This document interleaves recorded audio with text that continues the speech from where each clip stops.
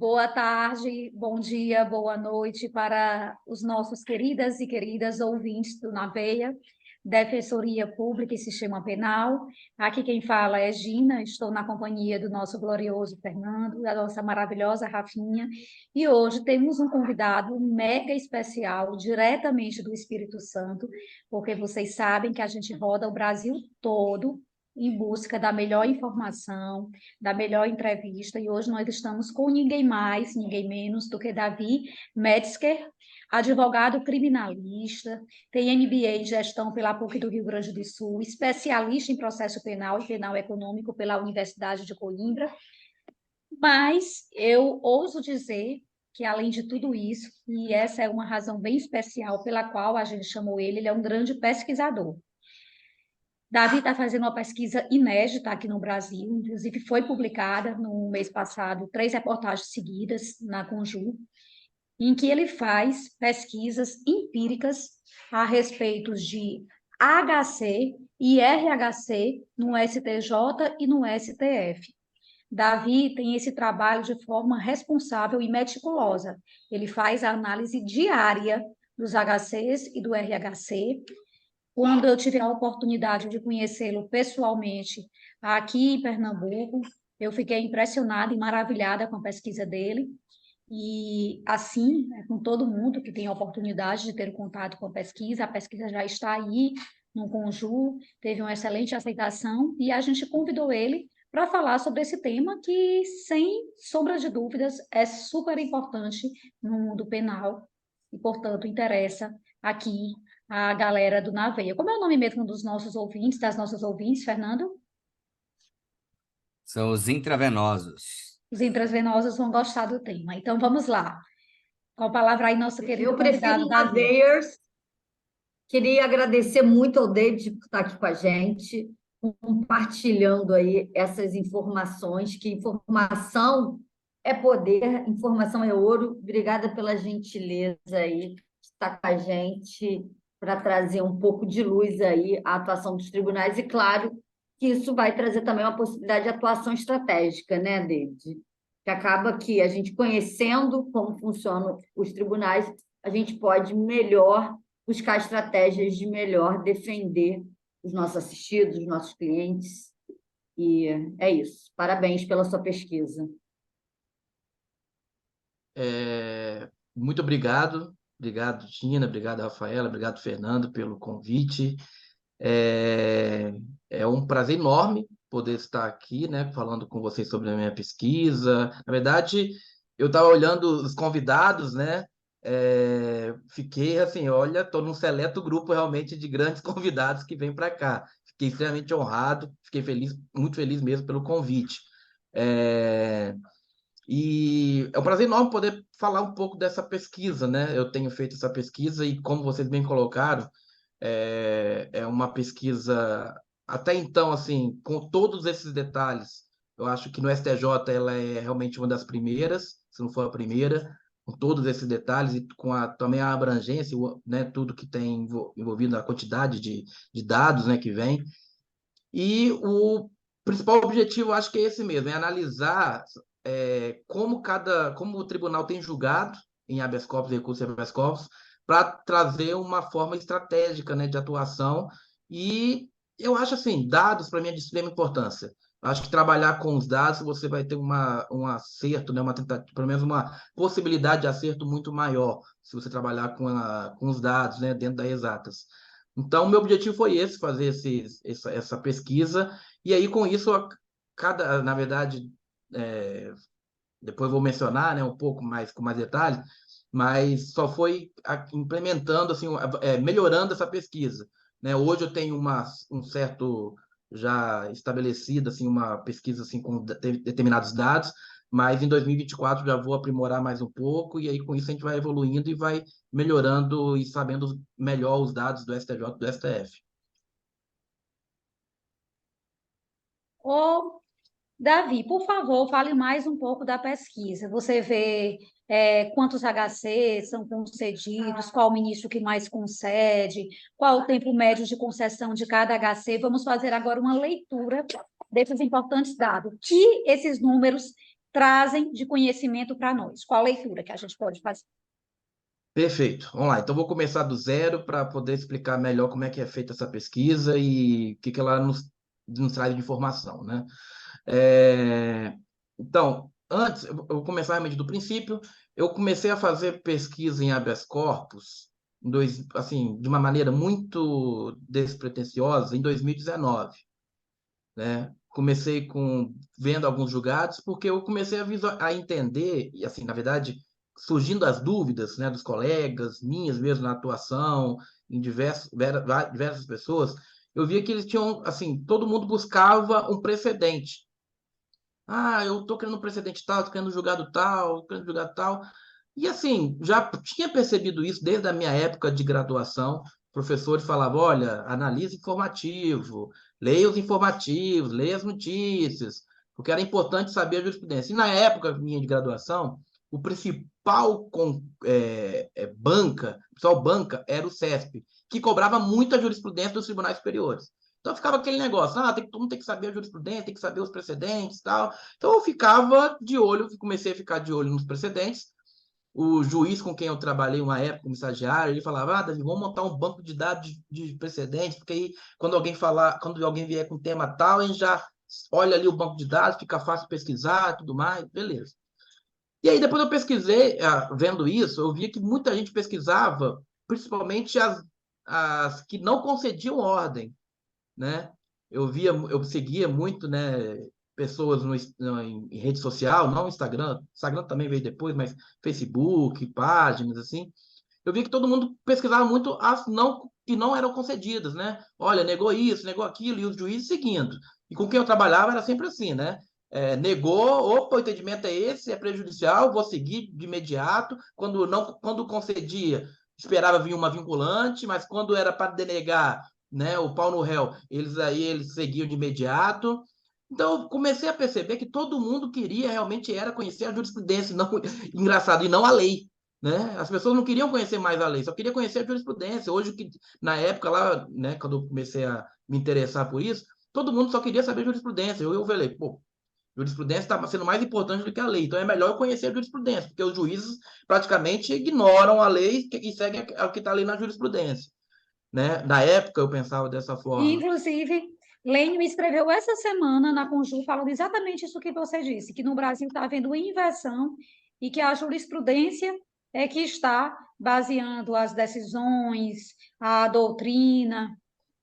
Exatamente. Eu me lembro que naquela palestra, Gina, que a gente deu lá em Recife, o Gustavo Badaró falou: a questão da prova judicial, a prova, ela, na verdade, você tem que. Não é trazer não foi com essas palavras, né, mas ele quis dizer isso, não é trazer um conforto cognitivo para o magistrado, mostrando ali um precedente, o linguajar de acordo com o que ele gosta e convencer ele assim. Não seria esse o papel da prova judicial, mas hoje infelizmente, hoje é. Então, hoje você precisa, e aí foi assim que eu comecei a iniciar a pesquisa, eu conhecer os precedentes para eu poder aumentar a minha possibilidade de êxito em convencer o magistrado, apresentando um precedente adequado. Na época, eu confesso que eu não me preocupava se o caso era ou não semelhante. Não foi dessa forma com que eu aprendi na época. Hoje, com a minha pesquisa, que eu comecei ali aí, efetivamente em 2019, eu vejo que realmente é necessário e eu vejo também que não há uma adequação correta do caso concreto com o precedente, analisando o caso subjúdice, analisando, perdão, o caso concreto do precedente. Eu não vejo eu vejo isso, né? E eu percebo também que os ministros têm alfinetado isso, né? O precedente que é juntado não é adequado ao caso concreto, porque o caso daquele precedente não é semelhante. Então eu vejo que tem esse problema, né? Com a pesquisa eu comecei a visualizar isso. Enfim, e aí em 2020 eu iniciei uma pesquisa do STF, com a pandemia, né? E aqui no Espírito Santo, os processos ainda de primeiro grau estão sendo digitalizados agora. Então, em 2020, a maioria dos processos era física, e com o fechamento dos fóruns e do tribunal, não teve justiça. Ficamos 2, 3, 4 meses praticamente sem justiça. Então, eu tive que fazer alguma coisa. Eu me lembro que eu fiz algumas lives e tal, mas eu comecei a pesquisar mais os precedentes do STF. Fiz um curso nesse sentido, e aí pesquisei o STF, achei lá o próprio IDP lá de Brasília, através do professor Vinícius, Gustavo e Mariana, eles demonstraram como que eles fazem uma pesquisa no STF. E aí eu aprendi e comecei a pesquisar exatamente como eles ensinaram. Em 2021, eu aprimorei isso, mas eu acompanhava também as colegiadas do STJ. E aí veio um fator muito interessante. Em 2021, eu pesquisei as colegiadas, e de janeiro a julho, era em torno, mais ou menos, que eu encontrava, né, de uma maneira assim, bem também despretensiosa, eu encontrava em torno mais ou menos de 10 a 20 julgados por dia, com sessão colegiadas por dia no STJ, eram publicadas, 10 a 20. Depois de julho, isso caiu muito, eram semanas, às vezes, sem publicação de ordem concedida. Eu falei, para onde foram? Algum lugar tem que ir. Foi aí que eu descobri, confesso que eu não sabia a imensidão que eram as decisões monocráticas no STJ. Eu descobri a partir daí que eu falei, onde é que elas foram? E aí eu vendo assim, mas estava tendo decisões publicadas, às vezes, em revistas eletrônicas especializadas. E aí eu comecei a ver que eram as monocráticas. Aí eu fui pesquisar as monocráticas, encontrei um mundo de monocrática, um mar de monocrática. Eu falei, então elas estão vindo para cá. E aí eu comecei, só que eu não consegui dar conta de pesquisar as monocráticas. Em 2022, da mesma forma, eu aprimorei a pesquisa no STF, mas não consegui pesquisar as monocráticas do STJ. Eram muitas. Em 2023, aí eu falei, não, vou pesquisar, se possível, todas as concessões do STJ no âmbito de habeas corpus e recurso de habeas corpus. Primeiramente, eu escolhi habeas corpus e recurso de habeas corpus, primeiro porque eu lecionava na faculdade a matéria de processo penal 2, que incluía prisões. Então, eu lidava muito com habeas corpus. E eu percebi também que a maioria das decisões estavam vindo em habeas corpus, não em RESP. As principais decisões estavam vindo em habeas corpus. Então, eu falei, vou continuar pesquisando habeas corpus e não vou para o RESP.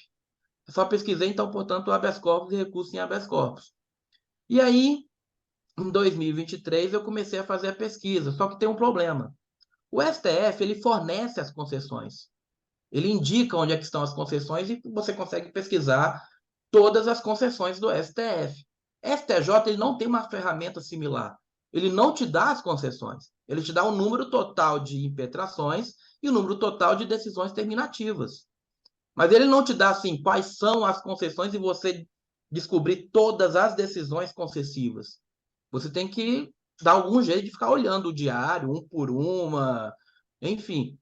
E aí eu comecei a descobrir, aí eu comecei a ver que as expressões para conceder, os ministros utilizavam as mesmas. Concedo a ordem, dou provimento, defiro liminar, concedo habeas corpus.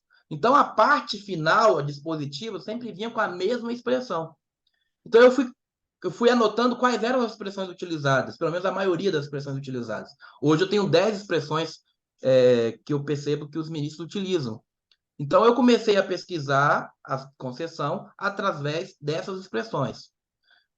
Aí alguém pergunta, Davi, então você tem todas as concessões analisadas pelo STJ? Não sei.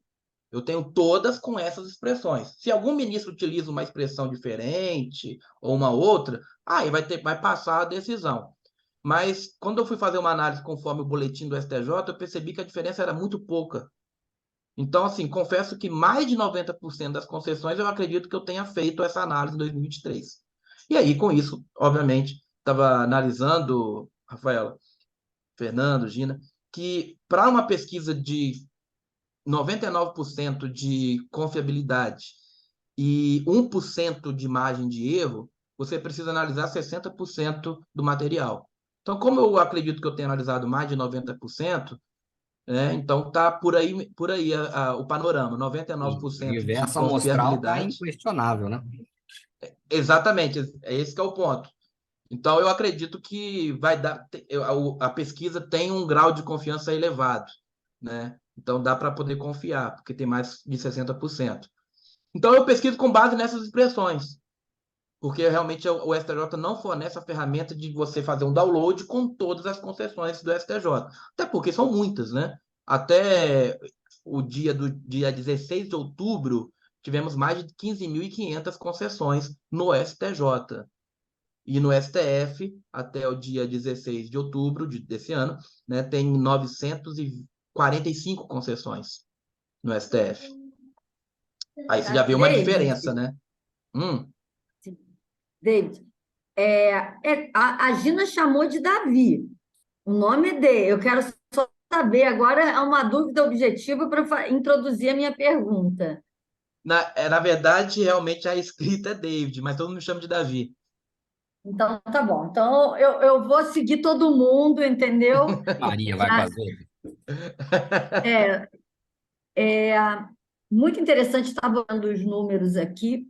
O que eu acho muito legal, você também tratar dessa superação da súmula 691.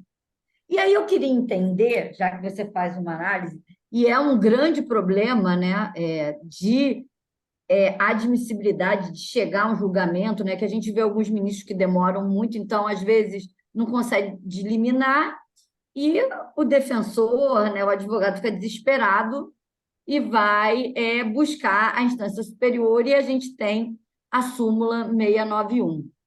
Na sua experiência, o que leva esses tribunais a superarem, em casos, né, pontuais, essa súmula? Você conseguiu ter essa visão? Sim. Na verdade, existe uma jurisprudência consolidada em determinados temas no STJ, mas alguns são, assim, se tiver como um grau de mais consolidado, são esses temas que eu vou falar. Pequena quantidade de droga, prisão domiciliar e não recolhimento de fiança. Esses três temas, assim, é tema batido mesmo no STJ, por exemplo, né? Então, esses temas são casos que eles falam, não preciso aqui aguardar ele ingressar esperar o final do mérito, porque isso, assim, é o básico do básico, podemos dizer assim. Então, nesses casos de pequena quantidade, é importante mencionar, pequena quantidade é réu primário. Porque se for reincidente ou tiver ações penais em curso, eles não afastam a súmula, dificilmente eles afastam a súmula. Então, é pequena quantidade primário, ou não recolhe, está preso ainda porque não recolheu a fiança, ou é prisão domiciliar, de casos assim, que não tem nenhum tipo de situação excepcional, esses casos eles não pensam duas vezes e aí afastam a súmula 691. Então, o que eu percebo em caso de súmula 691, se o advogado, se o impetrante, né, souber os principais temas que realmente são extremamente consolidados no STJ, ele vai subir e vai conseguir êxito, né? Aumenta a chance de êxito. Agora, tirando esses casos, tem outros ali que eu vou mostrar aqui para vocês, mas por um outro exemplo para mostrar que não é caso de superação, que eles dificilmente superam, mas é uma jurisprudência consolidada do STJ. Caso de mula. Nos casos de mula, eles não superam a súmula 691, mas se você chegar posterior a uma decisão colegiada do tribunal local, normalmente eles vão conceder.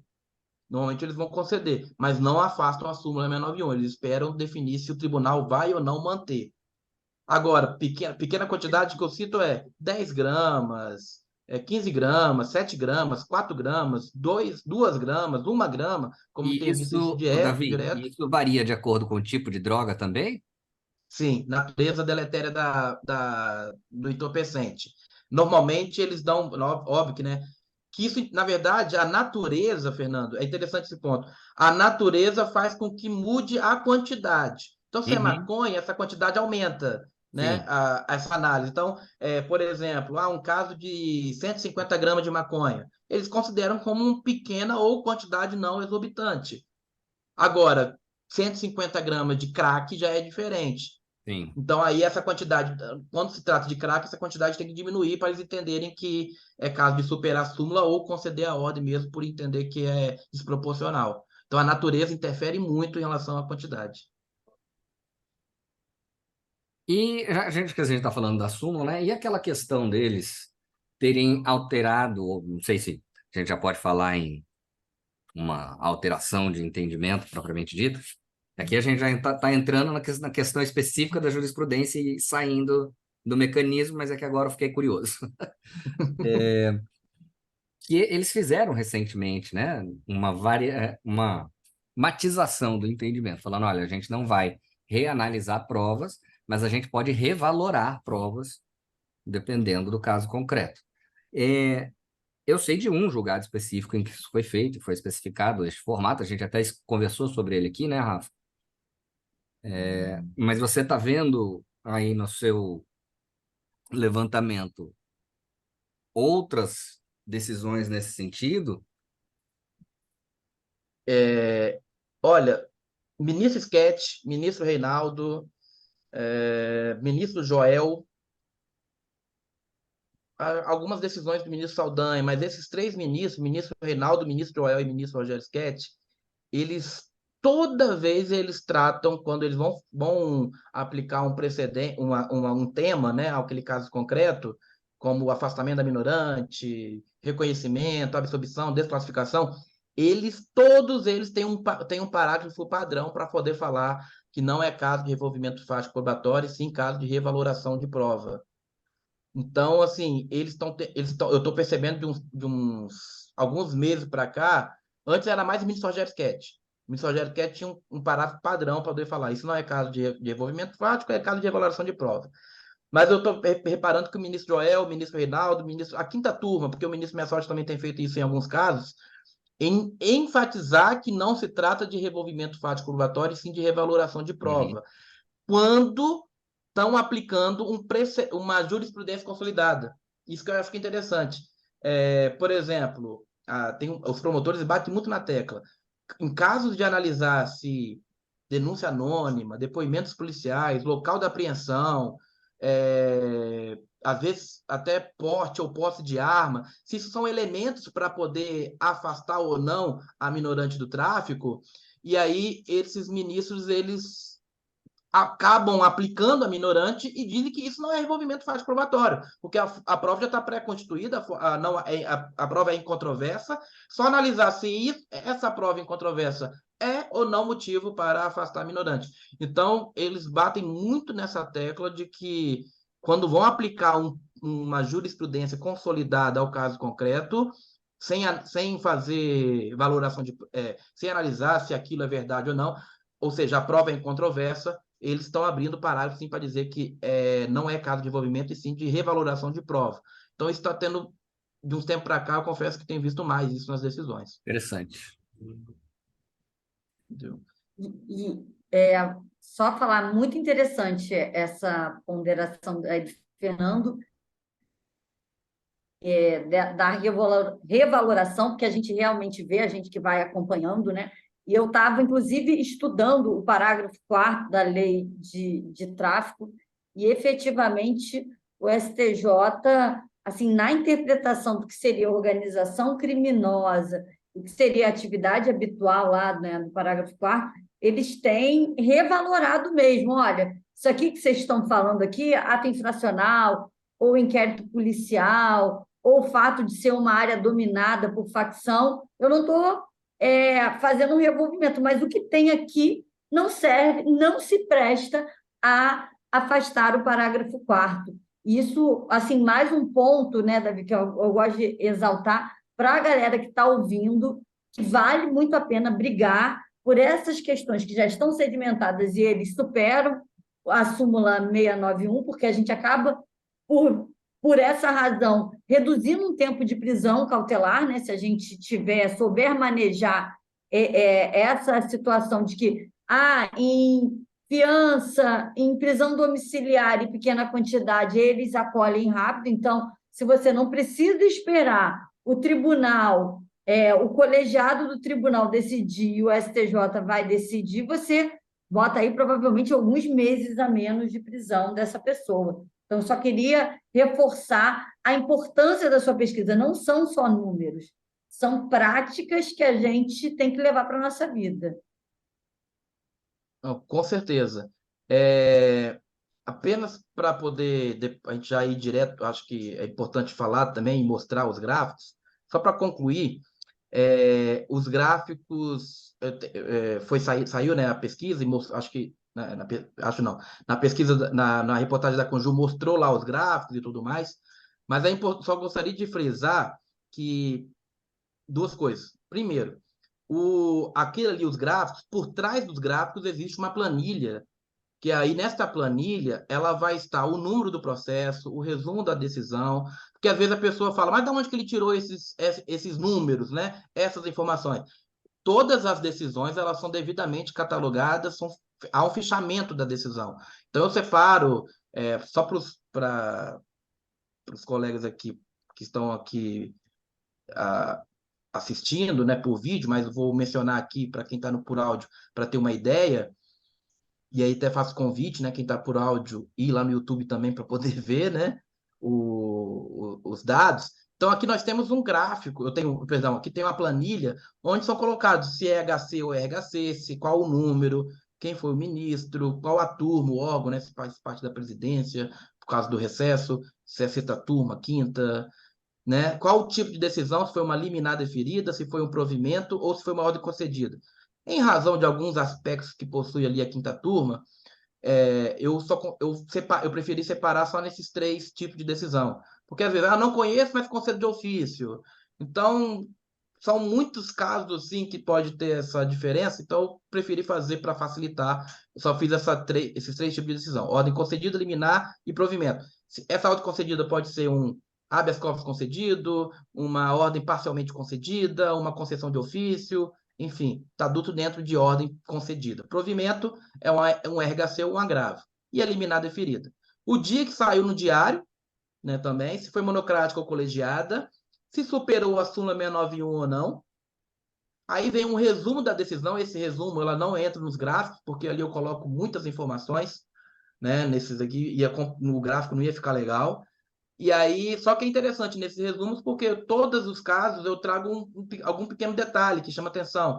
Por exemplo, em todos os casos de drogas, eu ponho a quantidade da droga, né? Então, aqui, por exemplo, quem está aí vendo na tela, mas vou ler aqui, por exemplo, revogação de preventiva, pequena quantidade de droga, foi 3,1 grama, Sim, né? primário. Drogas diversas, se é primário, se não é, exatamente. Davi, Comprimido. a gente vai vendo, né? Quando você coloca numa planilha e vai acompanhando e vê o volume macroscópico mesmo de, de petições, de pedidos que chegam no STF, no STJ, para mim é só uma coisa que bate. Eu só consigo olhar esse tipo de coisa. E você falou, olha, uma jurisprudência, e eu tô vendo pelo menos 4 aqui na tela, né? Um julgado específico, um tema que bater e eles concedem é soltar por não recolher fiança.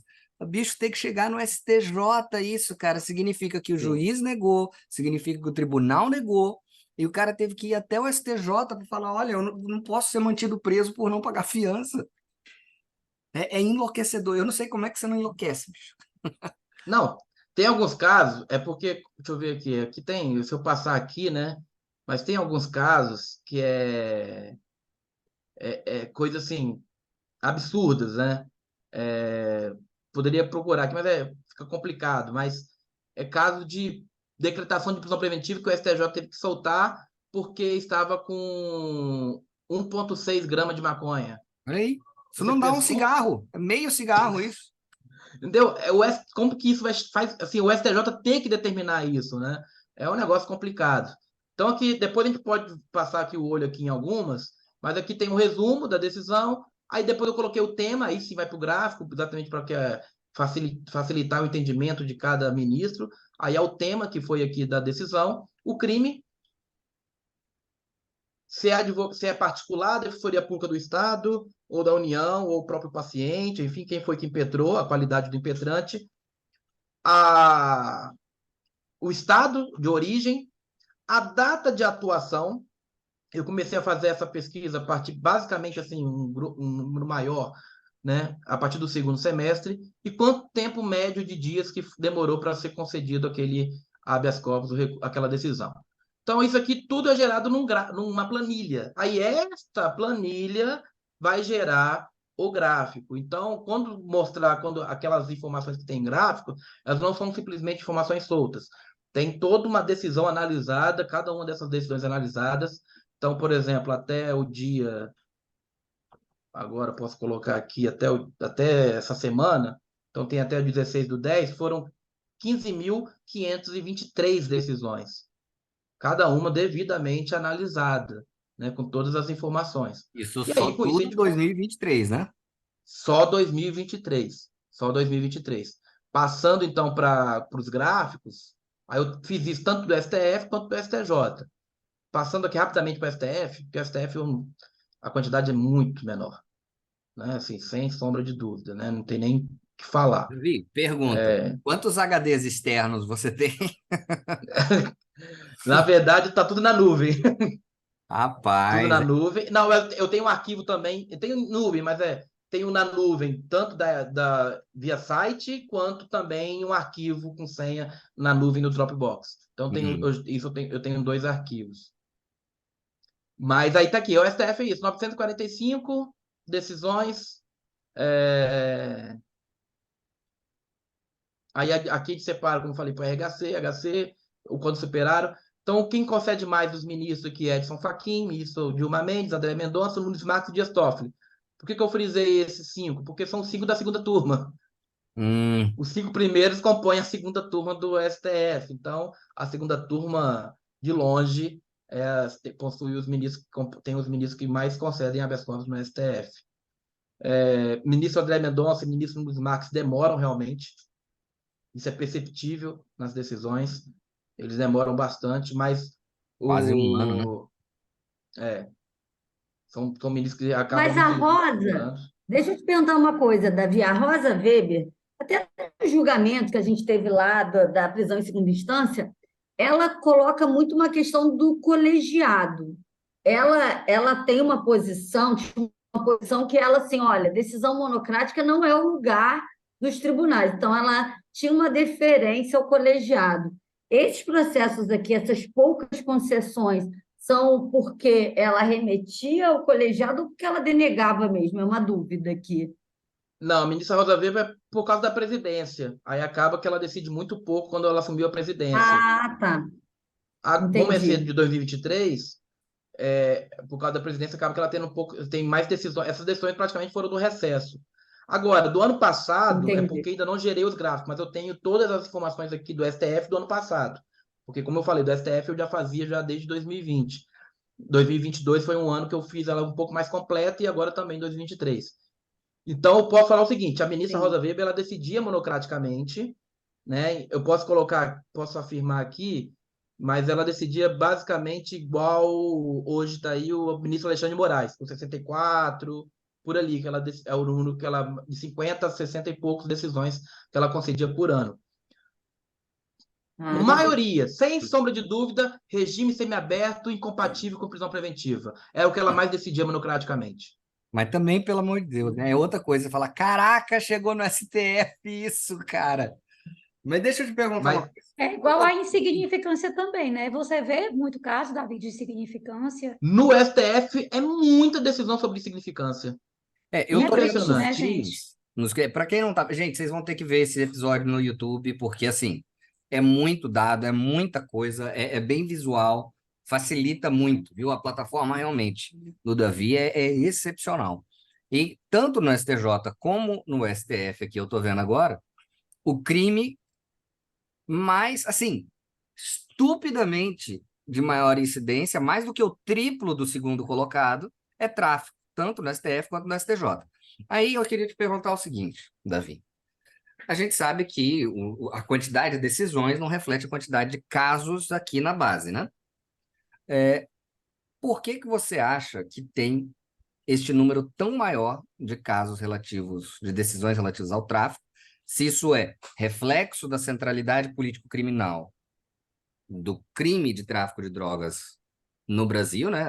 A guerra às drogas no Brasil, ou se existe aí, sei lá, mais teses sobre tráfico, ou se os juízes acabam cedendo a um eficientismo aí e decidindo mais bobagem do que em outros crimes, a ponto de chegar tudo no STF, no STJ.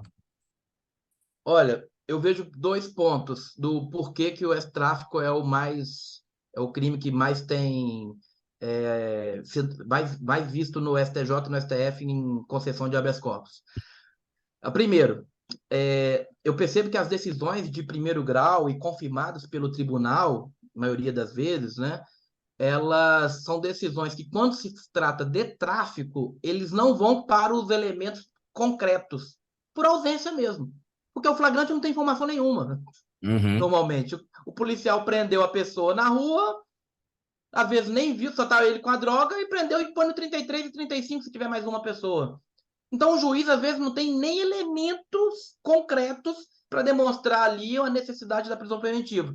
Aí ele vai para o genérico. Então, quanto às prisões, eu vejo muito, é esse o motivo, assim, estou falando dos conteúdos das decisões. Tem outros N motivos em relação a políticas criminais, né? O tráfico, enfim, podemos aqui discorrer por vários outros motivos. Mas eu percebo muito isso, decisões genéricas, pequena quantidade de drogas pequena quantidade, a pessoa é presa com pequena quantidade de droga, a pessoa vai ficar presa, ele pode estar com 2 gramas, 3 gramas, ser primário, ou ter uma ações penais em curso, ele vai ficar preso. Se tiver mais um outro tipo penal, como, por exemplo, um 35 ou um 12 do Estatuto de Armas, ou um 16 ou um próprio 14, isso vai fazer com que o juiz e o tribunal local mantenha ele preso, principalmente Entendi. por questões genéricas. Esse é um primeiro motivo que eu vejo que o tráfico acaba indo muito para o STJ, para o STF, e lá no STJ e no STF, os ministros, eles analisam. Pera, não tem elemento concreto, solta. É pequena quantidade? Solta. Completamente desproporcional, ferindo a razoabilidade. Então, eu vejo muito isso. Segundo motivo, na parte da dosimetria. Uhum. Muitos casos em que não se aplica a minorante do tráfico ou exaspera a pena base por uma pequena quantidade de droga. A pessoa é presa com 3 gramas. Se tem droga apreendida, tem que aplicar o 42 da lei de drogas e vou exasperar a pena base. Não fazendo uma análise, fazendo uma aplicação automática do 42 da lei de drogas. Então, isso acaba que, por exemplo, ministra Laurita Vaz, esse ano de 2023, com lendo as decisões, é interessante que, como a gente eu acabo lendo muita decisão, né? A gente vai lendo muitas decisões do ministro, parece que você é amigo dele íntimo, né? De tanto que você lê dele, né? Ele escrevendo o pensamento dele, eu falo, pô, ministro Rogério Sketch pensa assim, ministro Laurita pensa assim, Sebastião assim, Messode e Sebastião fazem a decisão desse tipo. Enfim, então eu percebo que, por exemplo, a ministra Laurita, ela tem uma preocupação tremenda com dosimetria. Se é para diminuir um mês, ela vai diminuir um mês. Ela fala, um mês é muito tempo para quem está preso. Então, se é para aplicando um sexto ou tirando o 42, e isso fazer com que diminua, talvez, sei lá, um mês, 2 meses da pena, ela vai fazer isso.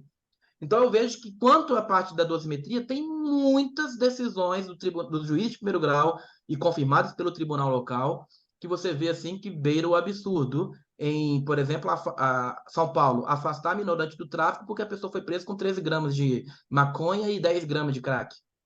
Só por causa disso.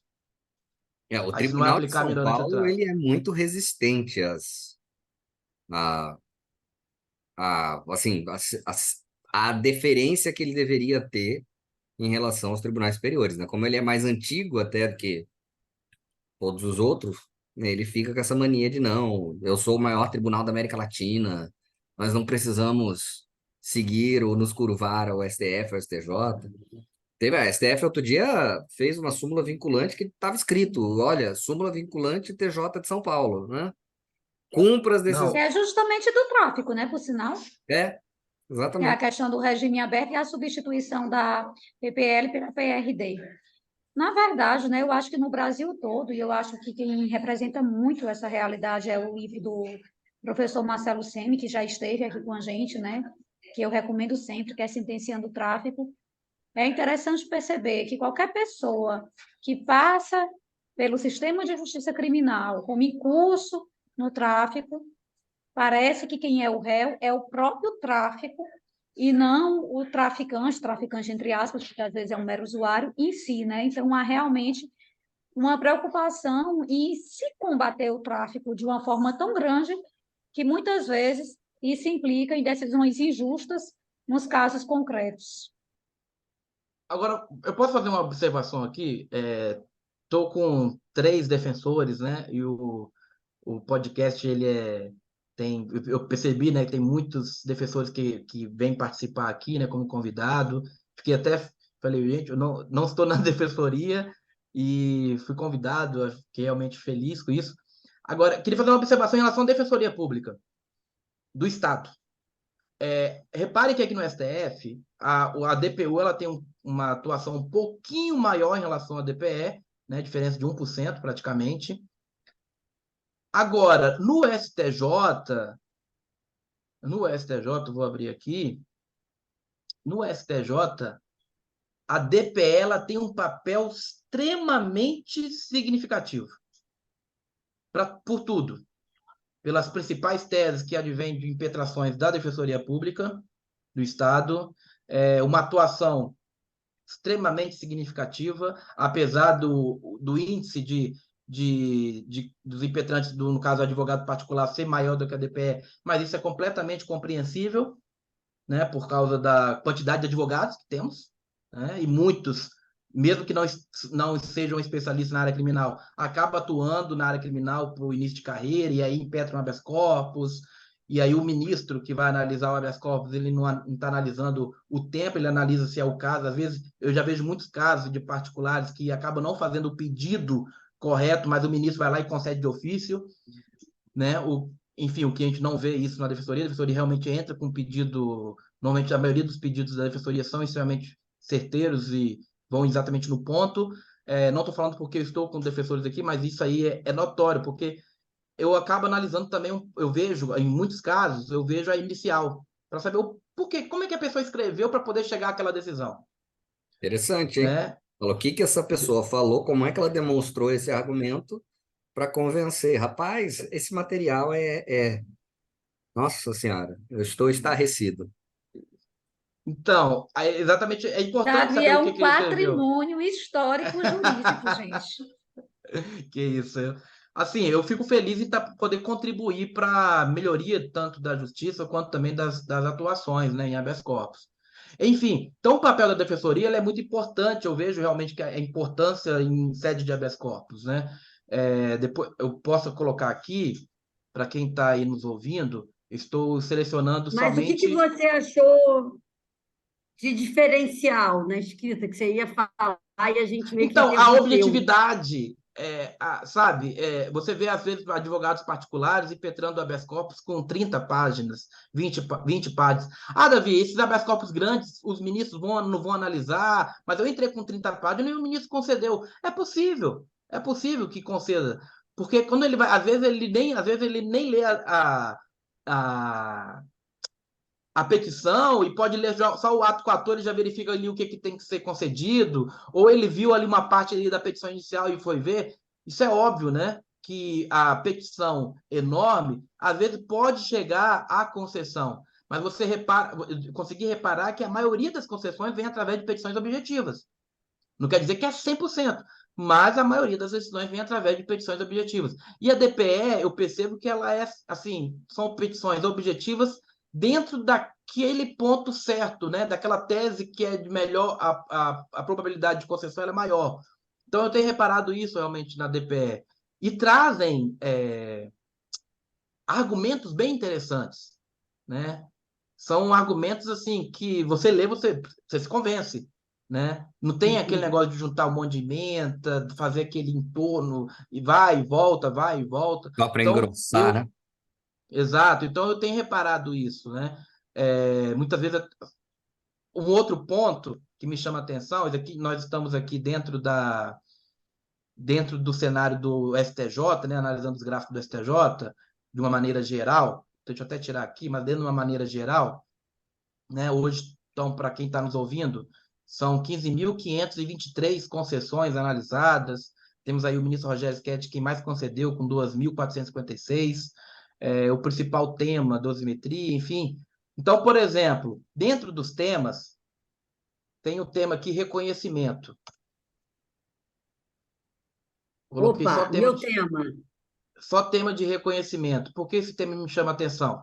A maioria que conseguiu mais concessões nesse tema foi a Defensoria Pública do Estado, Tudo da né? Rafa. Todos esses 91 são da Rafa.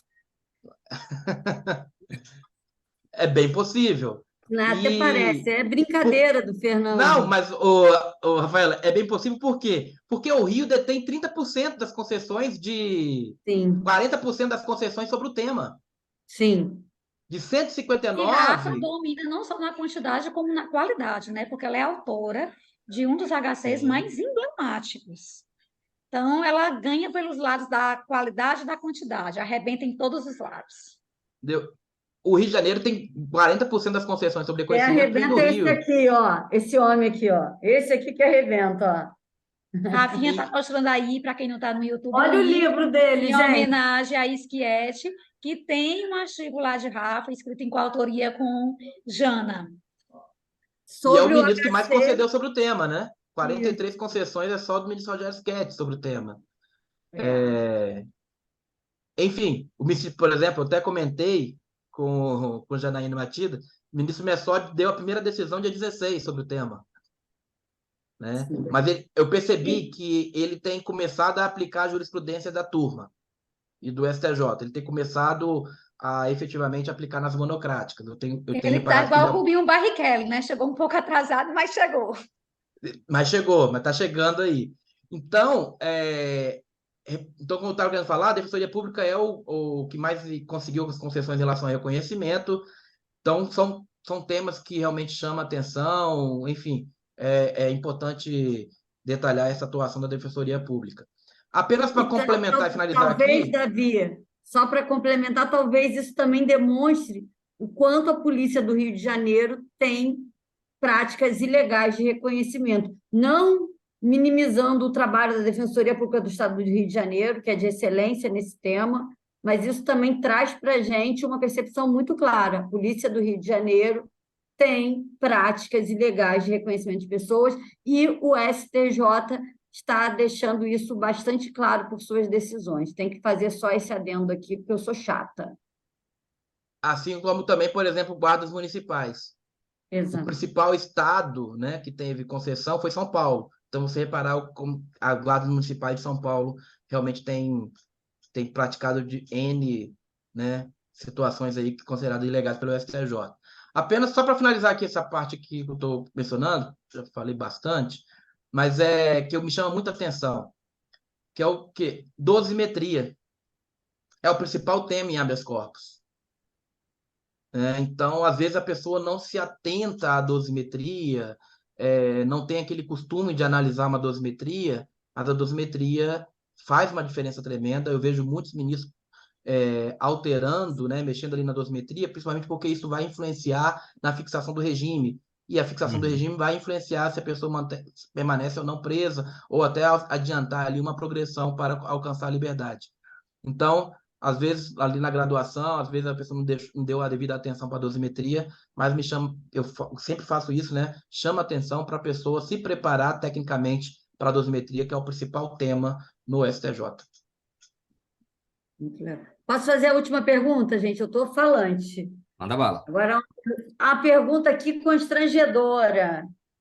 MP tem impetrado habeas corpus, que ele é, né, guardião da ordem jurídica, ele tem legitimidade também.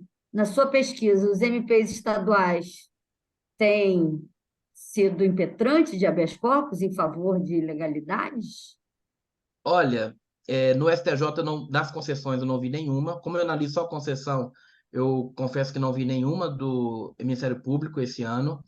No STF, ano passado, me chamou uma atenção uma seguinte situação. O MP protocolou um habeas corpus para o paciente. Só que chegou a defesa e foi concedido.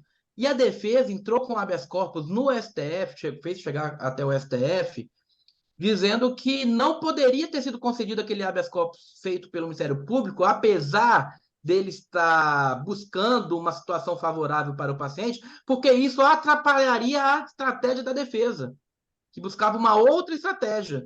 E o ministro do STF concedeu a ordem revogando a decisão do HC feito pelo Ministério Público, porque realmente não poderia ele ter ultrapassado as estratégias que a defesa estava tomando ali para o paciente.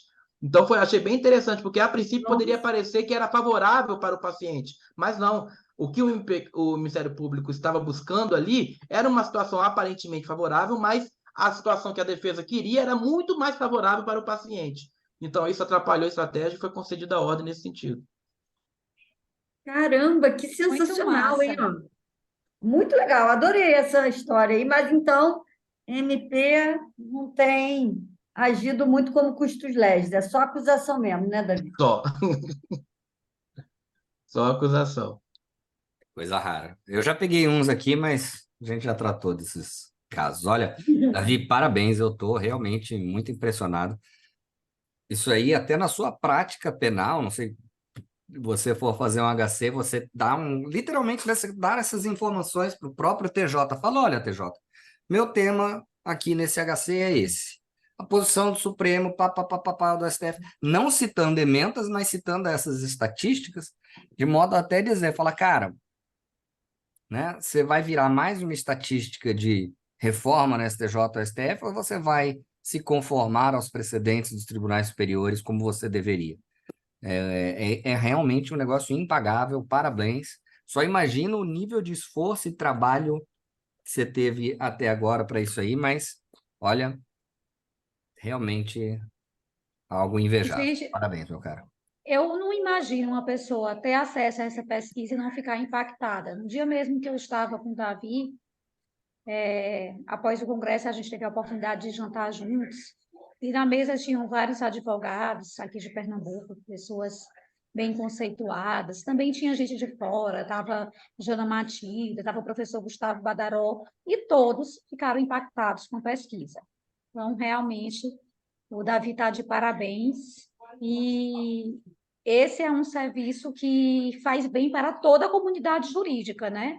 Facilita a vida da defesa quando a gente precisa entrar com HC e fazer uso de uma tese estratégica. Também é importante para o próprio judiciário e até mesmo, como o Fernando colocou aí, para que o Tribunal de Justiça e até os juízes de primeiro grau consigam entender a importância dos precedentes. Parabéns, Davi. Lacrou. Obrigado aí as palavras gentis. Realmente é trabalhoso, mas gratificante. E acho que é importante mostrar esses dados, né? Eu considero como que os dados são fazer uma análise, atuação com os dados é muito melhor, né? Mas isso tudo aqui, eu acho que acaba desaguando na não observância dos precedentes judiciais. Acho que, para mim, a maior preocupação é isso, né? E Isso assim, demonstra. Pode falar. não, pode concluir, Davi, depois eu falo. Não, concluindo, é exatamente esse o ponto que eu estava mencionando, a não observância, são 15.523, você tem ali, se você olhar aqui no gráfico aqui embaixo, tipo de decisões por mês, quem está nos acompanhando pelo YouTube, né, está vendo aí, mas quem está pelo stream, o número de concessões por mês, né, a média de 2.000 concessões por mês. Né? A gente analisa aí em torno mais ou menos aí tem dias que são 100 concessões, tem dias que são 80, 90, 120, próximos, logo depois do feriado, costuma ter um número maior de concessões, logo depois do feriado não, na semana posterior ao feriado costuma ter um número maior de concessões. Então, são muitas concessões, e aí fica perguntando, a gente vai lá no início, né, Fernando? Como que casos desses vão chegar no STJ? Por que não segue o precedente? Porque em caso de superação de súmula 691, clicando aqui, então agora só está aparecendo os casos aí no gráfico, vai aparecer só os casos de superação de súmula 691. Então, por que casos de pequena quantidade ainda tem que chegar isso no STJ? A prisão domiciliar, o não recolhimento de fiança, são vários casos que o tribunal, por exemplo, São Paulo, diversos casos, o STJ manda: olha, eu sei que não pode habeas corpus substitutivo de recurso, mas vocês têm que analisar a flagrante ilegalidade. Isso é direto, é corriqueiro, né? Porque a defesa utilizou do habeas corpus ao invés do agravo de execução, por exemplo, ao invés do rese. E aí não conhece do habeas corpus, e nem analisa a flagrante ilegalidade. Então, é a não observância, e isso me chama muito a atenção. A não observância dos precedentes judiciais e também, um outro ponto que eu mencionei lá no início, a falha em utilizar o devido precedente ao caso concreto. ali é um caso de tráfico, né, por uma questão de determinada tese, você junta ali um outro caso de um outro crime qualquer, enfim, ou seja, o caso que os fatos do precedente não se adequam ao caso concreto. Então eu vejo esses dois pontos me chamam muita atenção e me chamou a atenção através da pesquisa. E aí, eu acho que isso vai ao encontro daquilo que o professor Auri Lopes sempre fala, né? O número de HCs, de RHCs nos nossos tribunais superiores é sintomático de uma doença que existe no primeiro grau e no tribunal, que é justamente essa recusa de obediência aos precedentes. Porque toda vez não vamos generalizar, mas na imensa maioria das vezes o que a gente escuta dizer é a defesa está fazendo uso abusivo dos HCs, se impetra o número excessivo de HCs, mas quando a gente chega e analisa esse quadro, a gente percebe que todo mundo tem que fazer o dever de casa. Com certeza, a defesa, seja pública, seja privada, realmente tem situações em que tem que ponderar e, com bom senso, não impetrar o HC, que realmente, às vezes, é meramente protelatório, questionando uma situação que realmente não tem fundamentação para uma concessão da ordem, mas também esses números mostram que essa resistência de obedecer os precedentes tem levado casos desnecessários, ocupando o tempo dos nossos tribunais superiores, com julgamento de casos banais, casos repetitivos, né? O que é completamente desnecessário e contribui aí para esse problema de abarrotamento e lentidão do sistema de justiça, né? Uhum. E aí Apenas. tem outra coisa que o Lênio disse que eu acho interessante e que Hum, também Davi colocou muito bem. Quando tem um precedente contra o réu, esse precedente ele é utilizado. Como o Lênio disse, o problema do Brasil é que alguns precedentes eles são tratados como lei porque eles se aplicam a casos futuros. E agora, um precedente que é favorável pode observar. Há uma completa resistência, e esses números são a prova cabal disso. sim, os principais temas, né, como eu falei, dosimetria, a aplicação da minorante que entra dentro da dosimetria e a pequena quantidade de drogas são os principais temas vistos, são coisas que você veja assim, por que isso está aqui no STJ? Então, realmente, é isso tudo que a doutora mencionou. Só para concluir, prometo, realmente é só para concluir, porque a gente falou no início, acabou não mencionando aqui, falamos antes na, da gravação, mas acabamos não mencionando isso aqui. A questão das monocráticas. Então, como eu estou mostrando aqui para vocês, está aparecendo na tela, 98,23% são decisões monocráticas. A monocratização dos tribunais.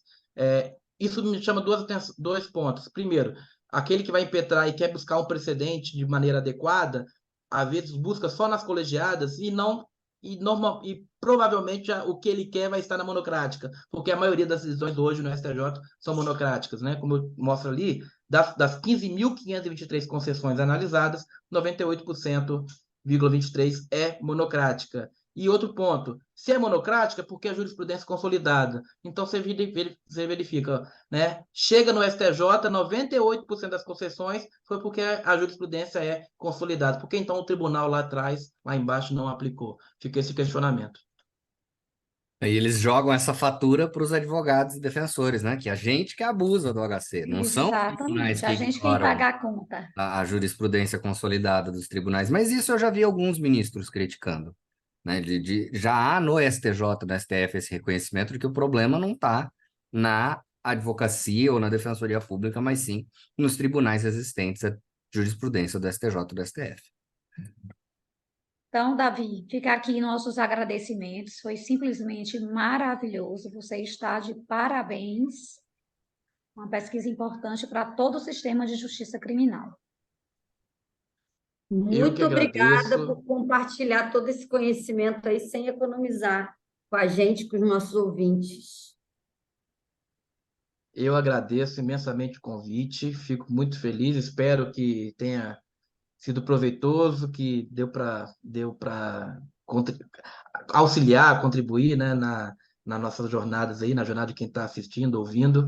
E estou à disposição de vocês, realmente fico muito, mas muito, muito feliz e honrado pelo convite de poder estar participando desse podcast. Bom, isso aí, né, gente? É isso. Na veia. Na veia.